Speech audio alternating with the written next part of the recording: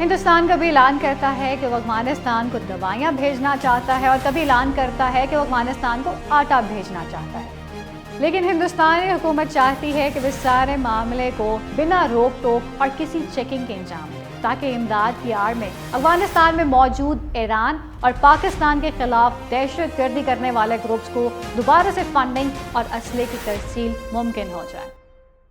السلام علیکم، میں ہوں بختاور محمود اور آپ دیکھ رہے ہیں وائٹ نیوز۔ 3 جنوری 2022 کی واشنگٹن پوسٹ کی رپورٹ کے مطابق ہندوستان کھلم کھلا ایران کی جاسوسی کر رہا ہے۔ عالمی پابندیوں کی وجہ سے اپنی معیشت کو سہارا دینے کے لیے ایران خفیہ طور پر دبئی کی ایک کمپنی کے ذریعے اپنا آئل صومالیہ ٹرانسفر کرتا ہے، لیکن پچھلے دنوں ہندوستان کی جاسوسی کی وجہ سے ایران کا یہ سارا نیٹ ورک عالمی میڈیا کی نظروں میں آ گیا۔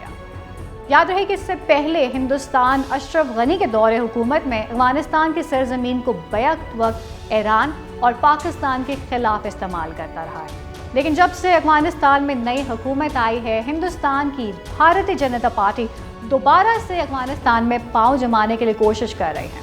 ہندوستان کبھی اعلان کرتا ہے کہ وہ افغانستان کو دوائیاں بھیجنا چاہتا ہے اور کبھی اعلان کرتا ہے کہ وہ افغانستان کو آٹا بھیجنا چاہتا ہے،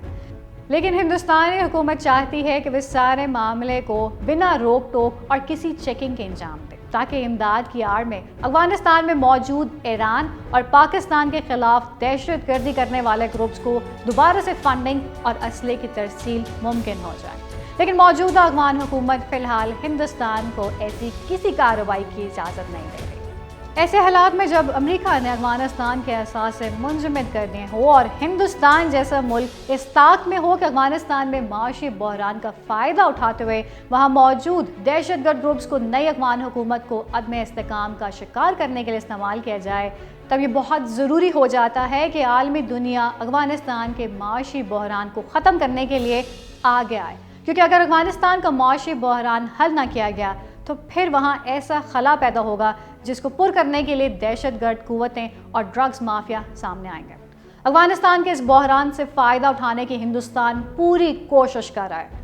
ہندوستان کی کوشش ہے کہ افغانیوں کے بھیس میں زیادہ سے زیادہ اسرائیلی ایجنٹوں کو ایران میں داخل کیا جائے۔ اقوام متحدہ کے ریلیف ویب پروگرام کی رپورٹ کے مطابق تقریباً 5 لاکھ کے قریب افغانی 2021 میں ایران میں داخل ہوئے۔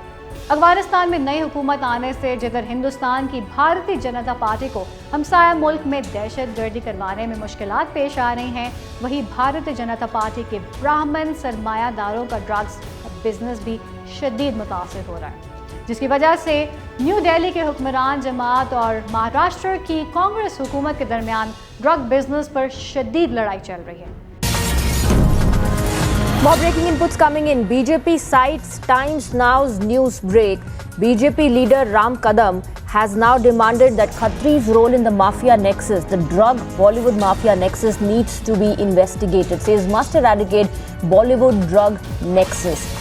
اس وقت عالمی رہنماؤں کو چاہیے کہ افغانستان میں ابھرتے انسانی بحران کو جلد سے جلد حل کرنے کی کوشش کی جائے،